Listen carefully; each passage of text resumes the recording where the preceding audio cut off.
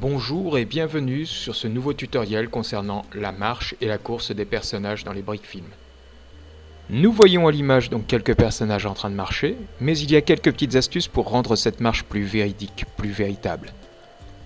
On voit ici un ninja traversant l'écran à vitesse réelle.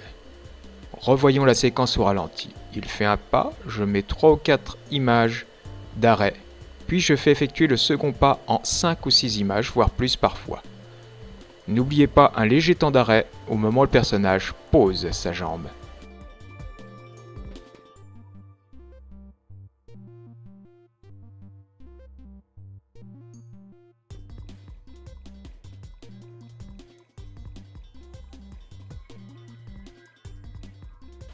La glissade est certes un moyen d'animation très facile à faire, mais par contre elle donne un résultat peu probant, peu réaliste, donc à éviter, voire à totalement bannir de vos films.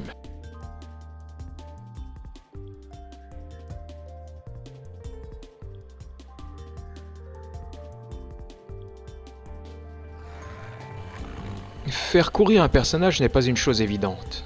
Dans la séquence que vous voyez, Steven Spielberg traverse l'écran, d'un côté puis de l'autre. Il y a certes une impression de vitesse, mais il manque quelque chose. Regardez bien.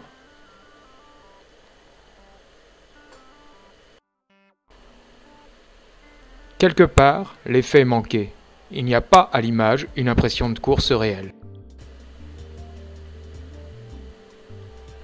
Sur les images du ninja, on peut voir qu'il y a le même défaut, c'est-à-dire que le personnage court tout en restant au sol. Même si j'ai raccourci le temps de pause au moment où la jambe touche le sol, nous n'avons pas une impression de course véritable.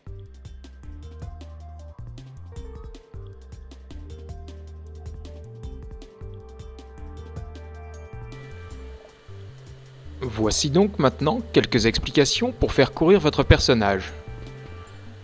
Lorsque l'on court, l'on fait des bonds vers l'avant et vers le haut.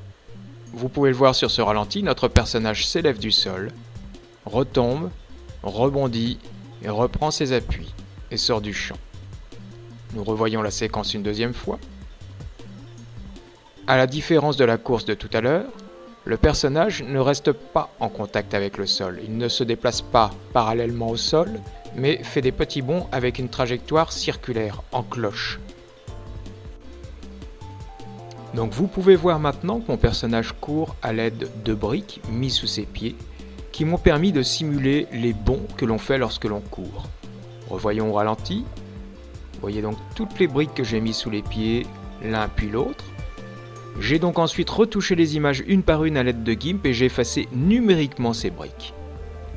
Voilà, vous remarquerez que le personnage fait des bonds puisque la course est une suite de bonds vers l'avant et vers le haut. On ne reste pas parallèle au sol lorsque l'on court.